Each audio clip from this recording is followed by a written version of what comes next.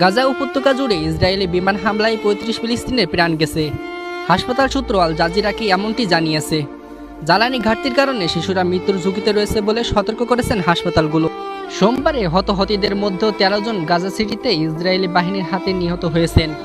Al Jazeera আরাবিকের প্রতিবেদনে বলা হয়েছে, গাজা সিটির পশ্চিম দিকে জাতিসংঘ পরিচালিত শান্তি শরণার্থী শিবিরের ফিলিস্তিনদের একটি দলকে লক্ষ্য করে বিমান হামলা চালায় ইসরায়েলি বাহিনী। এতে ৯ জনের প্রাণ যায়। উত্তর গাজায় অবস্থিত কামাল আদওয়ান হাসপাতালের পরিচালক হুসাম আবু সাফিয়া আল জাজিরাকে বলেন, ১১ শিশু নার্সারি ও নিবিড় পর্যবেক্ষণ কেন্দ্রে রয়েছেন। জ্বালানি স্বল্পতায় আগামী কয়েক ঘন্টার মধ্যে তাদের মৃত্যু ঝুঁকি রয়েছে। গাজা থেকে আল জাজিরার সাংবাদিক হিন্দ খুদারি বলেন, আবু সাফিয়া সতর্ক করে দিয়ে বলেন, শিশুদের মধ্যে নবজাতকরা উত্তর গাজায় জ্বালানি না প্রবেশ করা পর্যন্ত ঝুঁকিতে।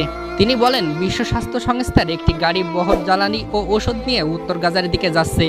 তবে তারা ইসরায়েলি বাহিনীর সবুজ সংকেতের অপেক্ষায় তল্লাশি চৌকতেই আটকে আছে। এ কারণে তাদের হাসপাতালে যাওয়ার কোনো নিশ্চয়তা নেই।